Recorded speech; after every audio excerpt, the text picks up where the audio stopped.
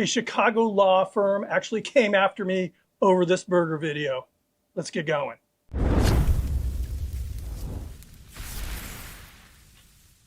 Just shy of 10 years ago, I shot a copycat burger recipe video from a burger restaurant based out of Los Angeles called Umami Burger. And to date, I have not put as much work into any of my copycats as I did with this one. The nearest Umami Burger was about a 2-hour drive from where I live, and I was driven up there about probably 5 times just to do recon on this burger. At the time, it was a really hot burger, and I think I did an excellent job, as you'll see shortly on this burger. It's basically, built on umami, which at the time was a hot term to be used in restaurants and such.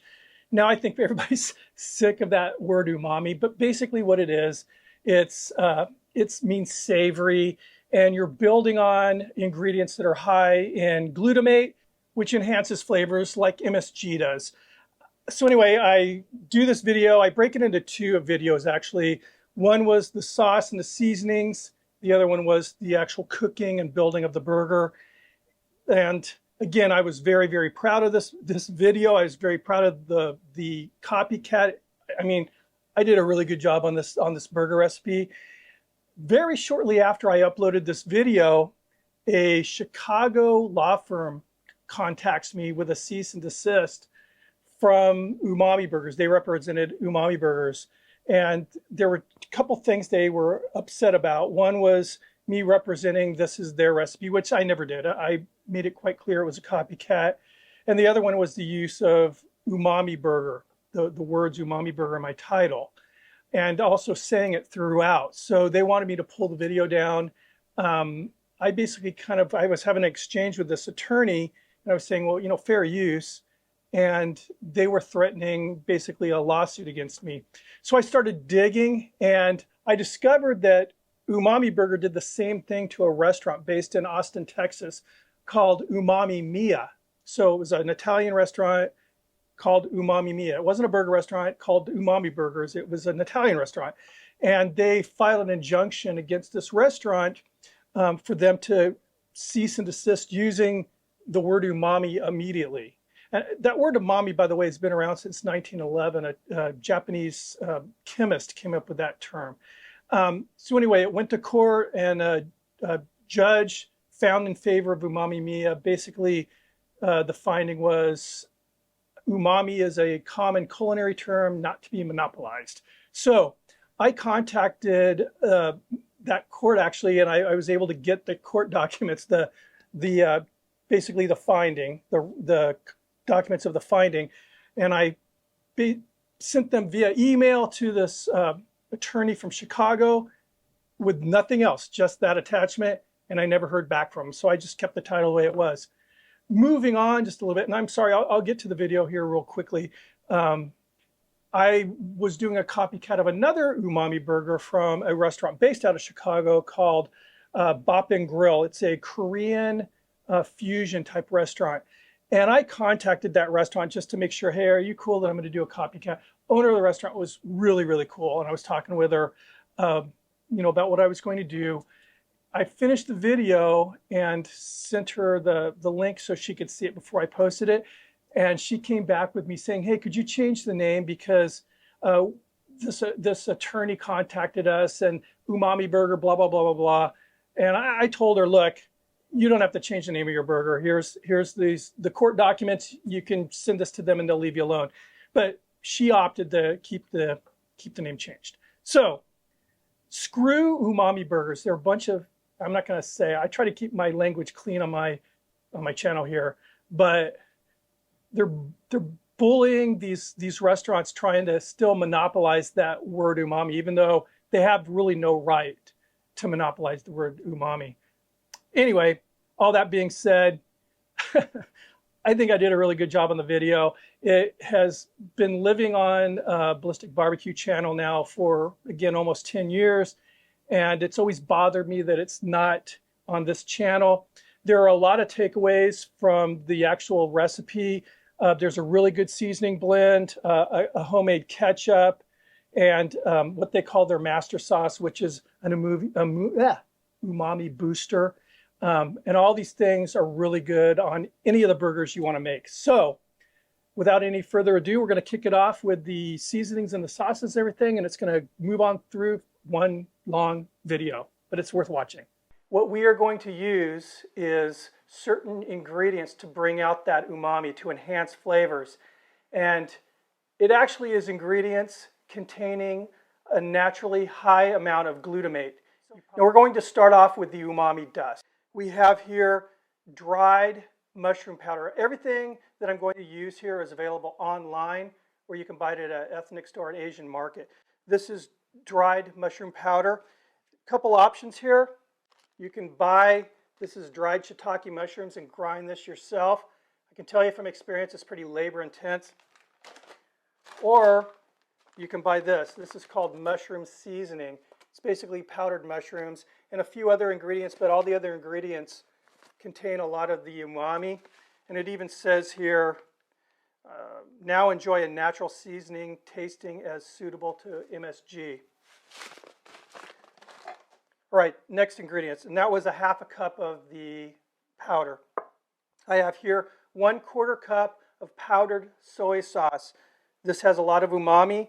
I have here 1/4 cup of dried kelp. It's powdered.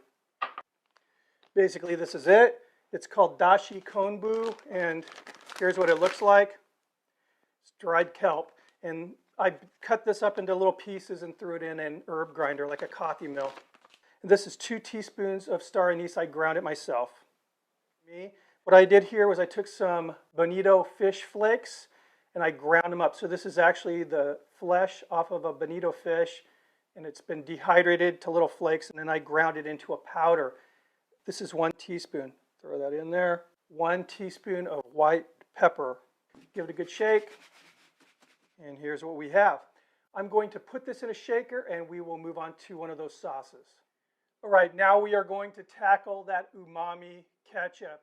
We're going to start out with 2 14.5 ounce cans of crushed fire roasted tomatoes. Now cooked and dried tomatoes are very high in that glutamate, that umami. I have here 2 tablespoons of sun-dried tomato paste, 1 medium sweet onion chopped up and caramelized. Again, caramelized onions, high in that glutamate. 1/4 cup of rice vinegar. This is 1/4 cup of cider vinegar, 1 tablespoon Worcestershire sauce, 1 tablespoon oyster sauce. This is 1 tablespoon of tamari, and this is essentially soy sauce produced without any wheat. I have here 2 teaspoons of anchovy paste, 2 tablespoons of that truffle salt, 3 tablespoons of olive oil, and 1/2 cup of terminato sugar, raw sugar. I'm going to blend this up now. All right, the next thing I'm going to do is transfer all of this into a saucepan.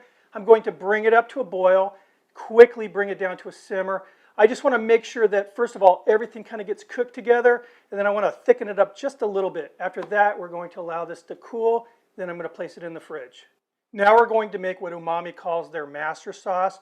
This basically goes on pretty much everything they make there. We're going to start out with 1 cup of very dark, very good soy sauce. You can see it's pretty thick. Another tablespoon of that tamari.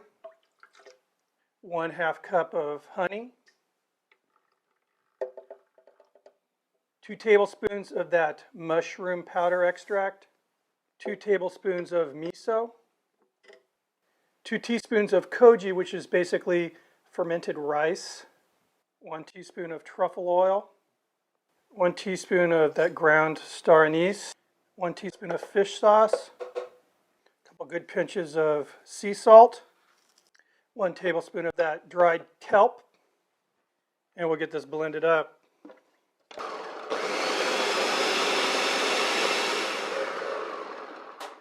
Looking good, but I almost forgot something.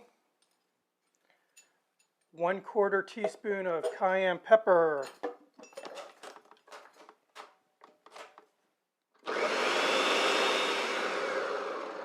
And we're done. What I'm going to do next is fill up a squeeze bottle with this stuff, and it's going to be applied to the burger patty basically as it cooks. Make a kind of a slather, I guess, for a lack of better words, for the tomatoes they put on their burger. Now, the tomatoes that they put on are actually oven dried. The reason they're doing that is because cooked tomatoes actually contains a heavier concentrate of that glutamate. So we're going to start out with a tablespoon of brown sugar, tablespoon of, now this is sun-dried tomato paste, 3/4 teaspoon dried soy sauce powder.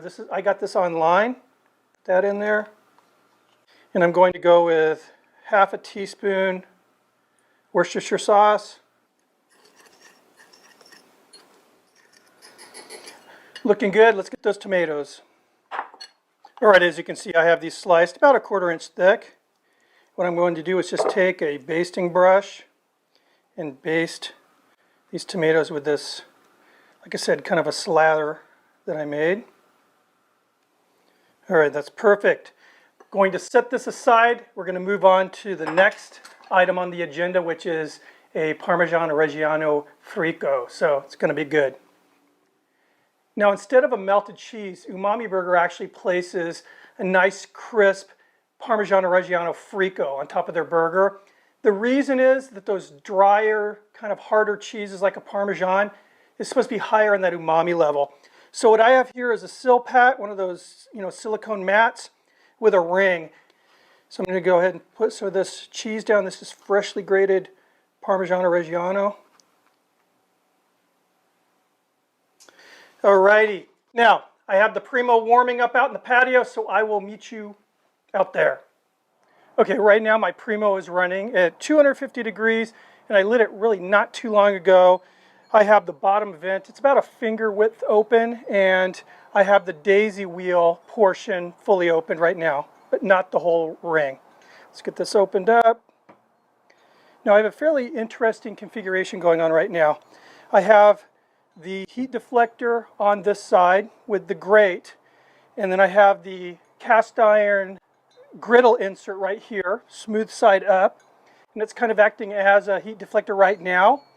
And then I have 2 of the extension racks sitting on top, the grate and the griddle. What I'm going to do right now is put the tomatoes on. Let's put them right here. The reason I'm doing these here is so if they drip, they're not going to drip on the griddle, because that's what I'm going to be cooking the burger on.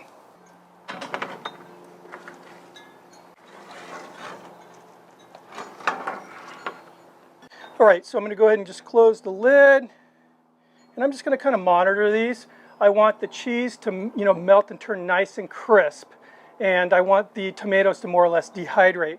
All right, so these guys have been cooking about 30 minutes or so. I checked them a little while ago, and as you can see, those cheese fricos, they're done. Tomatoes still have a ways to go. Now, I did flip these about, 15 minutes ago or so.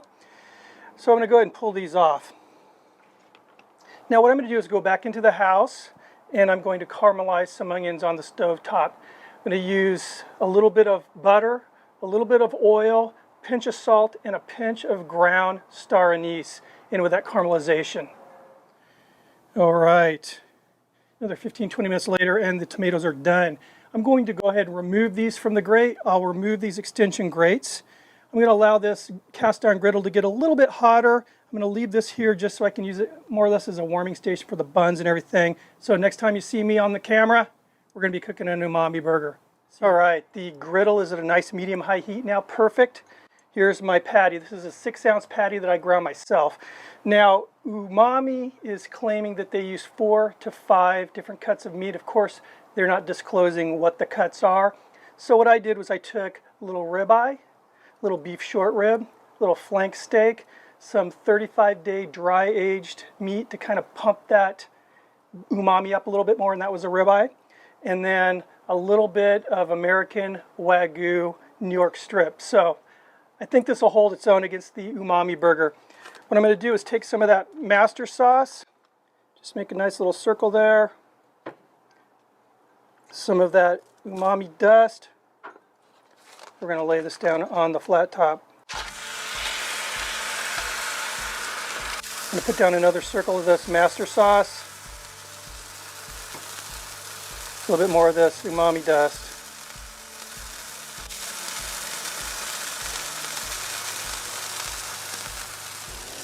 All right, we have a nice color change coming up halfway up the patty here. We are going to flip.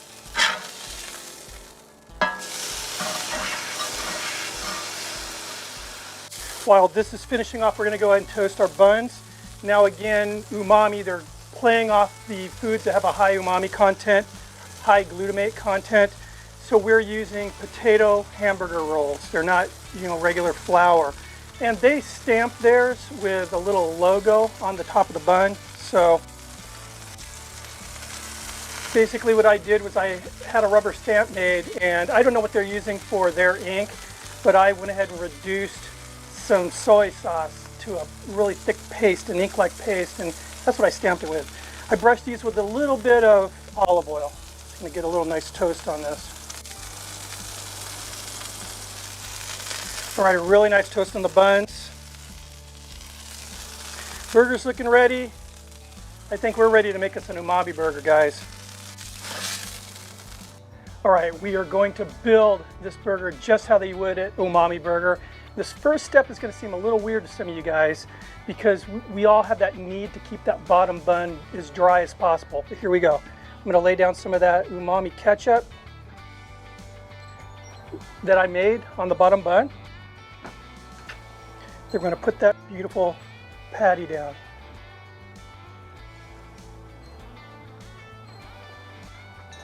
Now we're going to lay down some of those caramelized onions.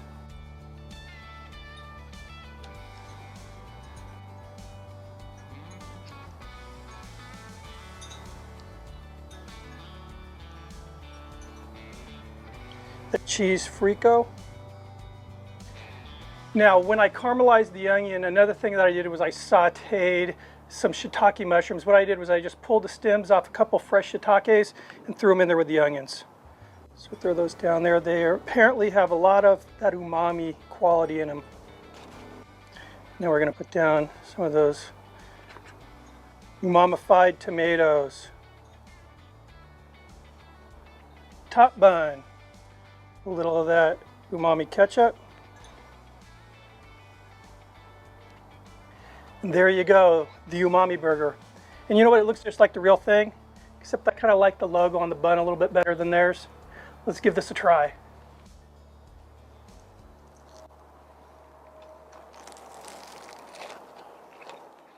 Wow.